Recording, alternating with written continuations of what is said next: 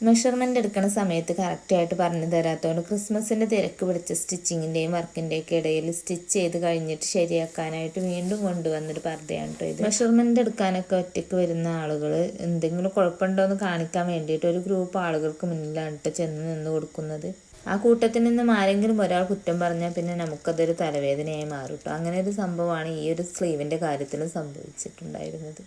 22 ഇഞ്ചിലാണ് ഇത് സ്റ്റിച്ച് ചെയ്യാൻ പറഞ്ഞിട്ടുണ്ടായിരുന്നത്. ഇതിപ്പോൾ 1 ഇഞ്ച് കൂടി കൂട്ടിയാൽ ഒന്നും കൂടി ഭംഗിയായിരുന്നേനെന്ന് പറഞ്ഞതിൻ്റെ അടിസ്ഥാനത്തിലാണ് ഇത് വീണ്ടും കൊണ്ടുവന്നിട്ടുണ്ടായിരുന്നത്. സ്ലീവിൻ്റെ താഴ്ഭാഗത്തായിട്ട് 3.5 ഇഞ്ച് വീതിയുള്ള ഒരു പീസ് കട്ട് ചെയ്തെടുത്തിട്ട് 1.5 ഇഞ്ച് വീതിയിൽ ഇങ്ങനെ മടക്കി സ്റ്റിച്ച് ചെയ്തിട്ടാണ് ഇതിൻ്റെ സ്ലീവ് നേരത്തെ ചെയ്തിട്ടുണ്ടായിരുന്നത്.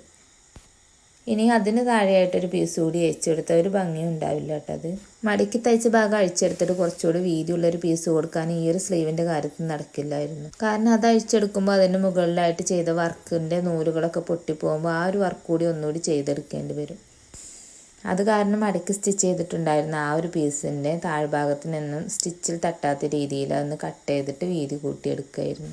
അങ്ങനെ ചെയ്തപ്പോൾ ആ ഒരു സ്റ്റിച്ച് അവിടെ കാണുന്നത് ഒരു ബോറായി തോന്നിയപ്പോൾ 4 ഇഞ്ച് വീതിയിലുള്ളൊരു ലേസ് ഞാൻ ആ സ്റ്റിച്ചിന് മുകളിലായിട്ട് വെച്ചിട്ടൊന്ന് സ്റ്റിച്ച് ചെയ്തെടുത്തിട്ടുണ്ട്. അപ്പോഴും താഴ്ഭാഗം കുറച്ച് വീതിയിൽ പ്ലെയിനായി കിടക്കുന്നത് ഒരു വൃത്തികേടായി തോന്നിയിട്ട് അപ്പോൾ ആ ഒരു ഭാഗത്തായിട്ട് ബ്ലാക്ക് ഷുഗർ ബീഡ്സ് ഉപയോഗിച്ചിട്ട് തുന്നി കൊടുക്കുകയായിരുന്നു.